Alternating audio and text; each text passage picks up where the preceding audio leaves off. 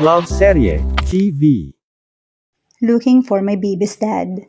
Tunghayan na po natin ang 12 bahagi. Gusto ko mag-usap tayo. Deklara ni Lina na makapasok si Tirso sa cabin. Nasa kanilang hasyenda sila at doon kanina pa sila nasa loob ng cabin. Hinihintay ang magaling na asawang makauwi. Paano? Sa halip na tumuloy sa cabin ay nagtungo ang hangal sa hotel kung saan naroon at di umano ay hinimatay si Vivian. Ang nagsabi sa kanyang hinimatay ang babae ang kakambal ni Tirso. Ang tanging pumigil sa kanyang manugod kanina ay ang kahihiyan. Sapagkat kung totoong hinimatay sa stress at sama ng loob si Vivian, nangunguna siyang dahilan. Ang kapal na mukha niya kung mang-away siya. Sa totoo lang, natatabunan lang ng pride ng kakahiyan ni Lina sa babae. Ni hindi niya nagawang kausapin si Vivian para humingi ng paumanhin. Malaki ang kanyang kasalanan sa babae. At dala-dala niya iyon sa kanyang puso. Lamang sana ay nagbigay na lang ito ng tuluyan. Hindi iyo hanggang sa huling sandali ay pumapapel ang babae. Kung sa bagay, na kay Vivian naman ang lahat ng karapatan. Tuloy, urong-sulong ang inis ni Lina sa babae. Ngunit matibay ang inis niya kay Tirso. At magtotoo sila ngayong nakauwi na ang lalaki. Buntong hininga ang itinugon ni Tirso. Suot pa rin ng lalaki ang pangkasal. Maliban sa bitbit lang nito ang quote. Pagod ako, Lina. Please.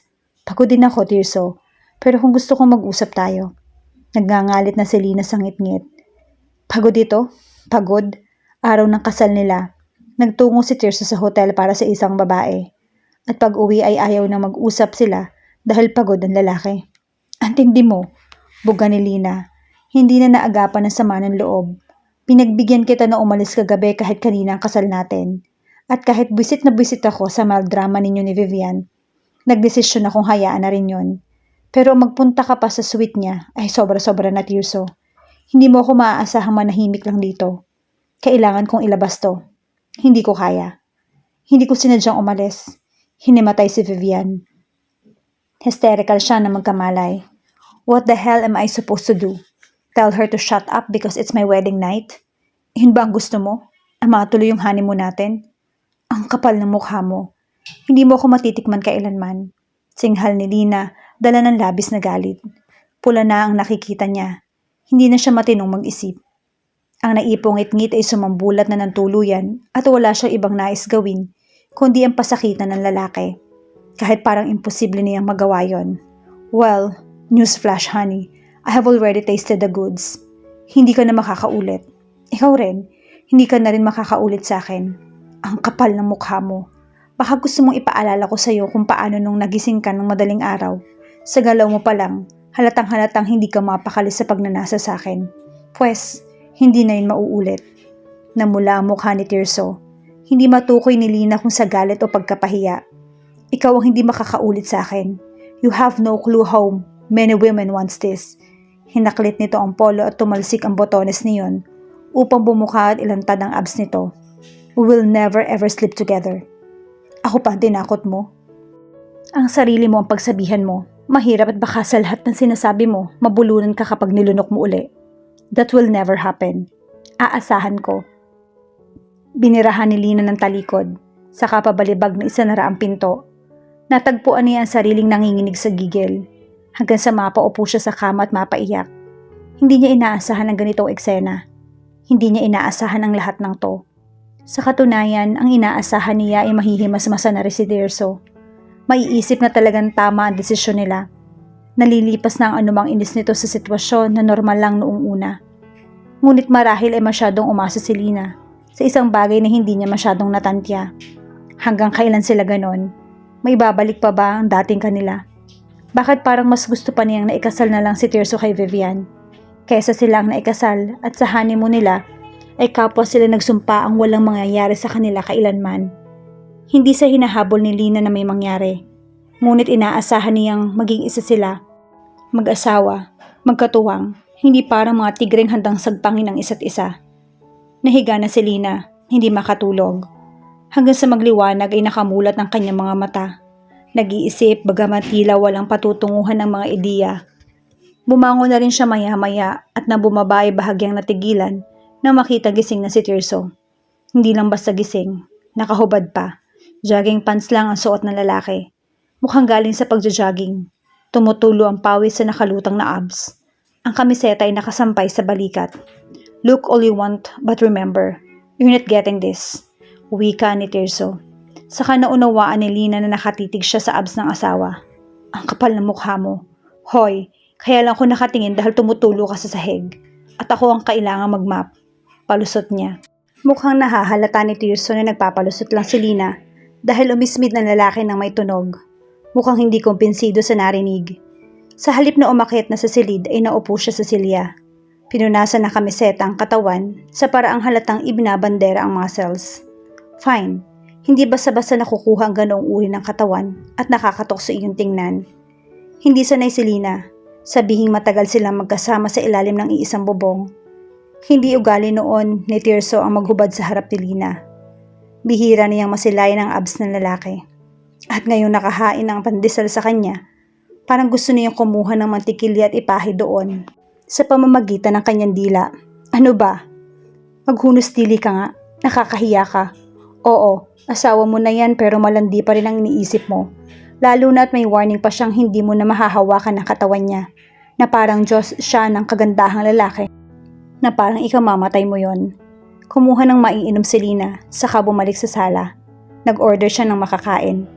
Akala niya ay tapos na rin ang morning episode, ngunit hindi pa pala. Dahil tumuloy si Tirso sa sala, pumesto sa recliner. Hindi lang abs ang umbok na i-display nito ngayon, kundi maging ang umbok sa ibaba niyon. Lintik na lalaki. Pwede bang takpan mo yan? Hindi nakatiis sa sambit ni Lina maya-maya. Paano? Walang hindi mapapatingin sa gawing iyon, sa gawing mysterious. Kung ibang lalaki to, marahil hindi makakaagaw ng atensyon. Ngunit iba rin talaga ang kapangyarihan ng isang Tirso Garcia. Frankly, it's gross. Gross. Tumawa si Tirso. Tawang halatang ang pakay ang lalong pag-initin ng ulo ni Lina.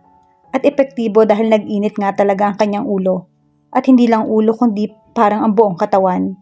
She had conquered this magnificent tower of the masculine beauty before, and instead of a diminished lack of interest, he just seemed more appealing.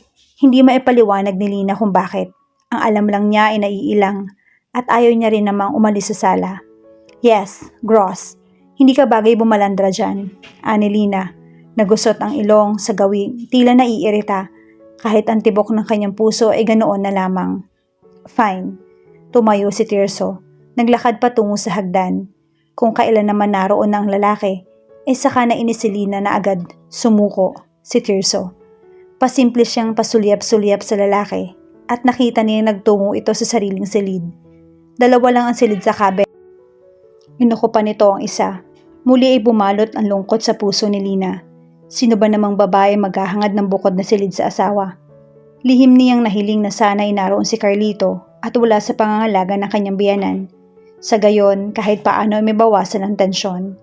Ayaw nang bumalik ni Lina sa kanyang silid, kaya nagpasya siyang magbasa na lamang ng libro sa salas.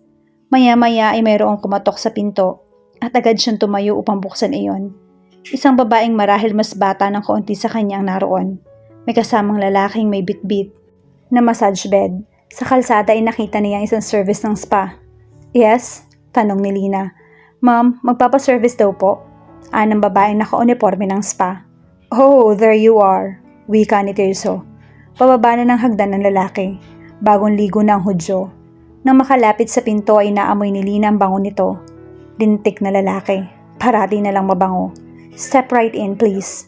Nakamasid lang si Lina habang nagsiset up ang masahista.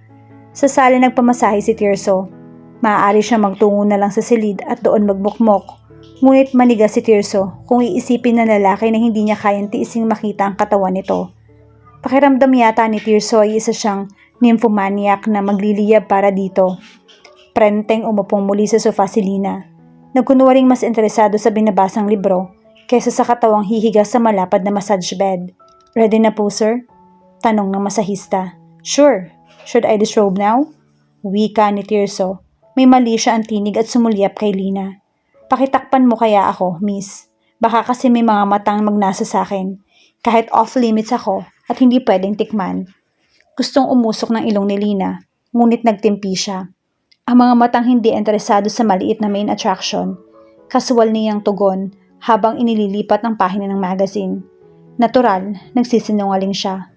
Walang maliit sa kahit na anong atraksyon sa katawan ni Tirso. Biglang bumungismis ang masahista. Ngunit tila hindi apektado si Tirso. Oh well, people lie and pretend something's not good enough for them when it's something that they can never have. And then the jerk disrobed. When her eyes were on him, hindi nilubayan ng mga mata ni Tirso ang mga mata ni Lina. Tila nang hahamon. Tila naghihintay na siya ibalik. Pero paano makakaisip si Lina ng magandang ibalik kung mayroong isang Adonis na nakatitig sa kanya habang ang tanging saplok sa katawan ay isang underwear? Umirap si Lina na makabawi. Bagaman dama ang pag-iinit ng kanyang buong mukha. Takpan mo yan at hindi naman magandang tingnan. Sumingit sa usapan ng pakialamerang masahista. Ay basta sa akin po sir, magandang tingnan. Thanks Mary, kaya ikaw yung paborito ko eh. Dumapa si Tirso sa massage bed at ang maumbok nitong puwet ay tinakpan ng masahista ng isang tuwalya. Naisip ni Lina na sa halip na magtimpi siyang tingnan ang lalaki, mas maigi pang magkulong na lang siya sa silid kaya tumayo siya para lang mapalingon sa massage session ng masahista at na magsalita si Tirso. Can take the hit, wife? Ang daming salitang gustong ibato ni Lina sa asawa. Ngunit sa huli ay may ideya siyang naisip. Binalingan niya ang masahista. Mary, meron pa kayang isang pwedeng mag-service? Parang sumakit yung katawan ko eh. Pwede mo ba siyang papuntahin dito? Kahit dito na lang ako sa couch. Huwag na siyang magdala ng massage table para mas mabilis siyang makarating. Muntik nang matawa si Lina nang makitang nagulat si Tirso. Sa katunayan, parang gusto nitong magpanik. Kunot na kunot ang noon ng lalaki, parang natense sa mga kalamnan. Why, Tirso, can take the hit? Ganti ni Lina. Tinawagan ni Mary ang kasamahan na dumating makaraan lamang ang 15 minuto. Gusto ni Lina na mag-visit dahil parang nakatulog si Tirso sa massage bed. Cindy, ang pangalan ng masahista ni Lina. Marahil ikasing edad ni Mary. Inabutan siya ng roba ng babae. Nilakasan ni Lina ang tinig. Should I disrobe now? O paano yan? Wala pala akong suot na bra. Siyempre isang malaking kasinungalingan yon. Meron siyang bra, pero gusto lang niyang marinig ni Tirso. Sakaling magtulog-tulugan lang ang kanyang asawa. Tama ang hinala ni Lina. Nagtutulog-tulugan lang si Tirso dahil agad na dumilat ang lalaki at tumingin kay Lina. Sinuklian niya ang asawa ng isang mapang-alas kang ngiti. Saka marahang inalis sa ohalas ang botones ng kanyang blusa. May nalalaman pa si Tirso na hindi matikman-tikman, hindi matitikman, gayong parang natulala ito sa kanya. Oh, she felt so powerful, so beautiful, and this man was at her mercy. Sorry, hindi siya maawain sa araw na iyon pagkatapos ng mga sinabi at ginawa ng lalaki. Nang maalis na ang lahat ng botones sa ohalas ay ibinuka ni Lina ang blusa, sabay sambit. Oh, meron pala akong suot na bra. Pinadaanan niya ang hintuturo mula sa leeg patungo sa puno ng kanyang mga dibdib. Sa kanya kinagat ang hintuturo. Ah, shit, sambit ni Tirso. Marahasan nagbaling ng tingin. Ang lakas ng halakhak ni Lina. Tara, Cindy, doon tayo sa kwarto. Mas maganda ang pwesto doon.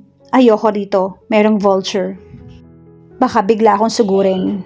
You witch, you can't have me, remember that. Pahabol ni Tirso. Natigilan si Lina at ilang sandaling pinag-isipan kung ano ang gagawin. Saka siya napangiti.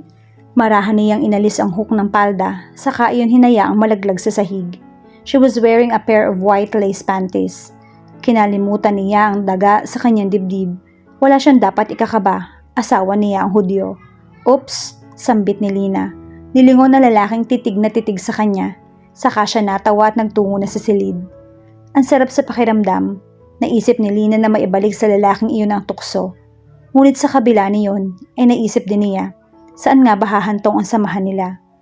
Ni minsan ba ay pinag-isipan niyang maigi ang damdamin ni Tirso? Makakaya ba siyang mahalin ng asawa? Sukat sa naisip ay binahan ng lungkot ang puso ni Lina. Hanggang kailan sila maglalaro ng ganoong tuksuhan? Saan iyon hahantong? Nakaalis na ba dito si Vivian? Higit sa lahat, mayroon pa bang plano ang dalawa? Ang hirap ng sitwasyon dahil hindi na sila nag-uusapan ni Tirso. Plinano ni Lina na bigyan ang lalaki ng oras para sa sarili. Dahil bago ang kasal, naisip niya mas makatutulong iyon. Ngayon niya mauunawaan na lahat sila ay nabigla. Lahat sila nagpatianod. Hindi lang siya, hindi lang si Tirso, kundi maging ang mga pamilya nila. Ma'am, start na po tayo? Tanong ni Cindy. Oo, sambit ni Lina. Hindi na namalayan ang presensya ng babae. Dumapa siya sa kama at hinayaan si Cindy na gawin ang trabaho. Hindi niya namalayan na nakatulog siya. Nagising si Lina na bukas ang lamp at madilim na ang paligid. Wala nang masahista. Mahaba ang naitulog niya. Nagbihis siya agad at bumaba. Tahimik na tahimik ang buong cabin. Nagtungo siya sa kusina at nakitang mayroong pagkain para sa kanya. Muli siyang pumanhik at hinanap ang asawa. Walang tao sa kabahayan. Nag-umapaw ang lungkot ni Lina at natagpuan niya ang sariling naluluha. Hindi ganito ang nailalaraw ang diwa niyang magiging eksena ng samahan nilang mag-asawa. Ayaw niya ng ganito, ngunit ano ang kanyang magagawa? Walang ganang kumain si Lina, kaya nagkape na lang siya. 9:00 ng gabi, mag-isa na siya sa bahay. Walang ideya kung nasan na magaling niyang asawa. Hindi ako iiyak, hindi ako iiyak. Ngunit napaluha na rin si Lina. Hindi siya pamilyar sa ganoong katinding kalungkutan. Parang hungkag na niyang pakiramdam at hindi niya alam kung paano pupunan ang pagkukulang na yon. Nang makarinig siya ng kaluskos, agad siyang tumahan at nakiramdam. Dama ni Lina, si Tirso ang dumating.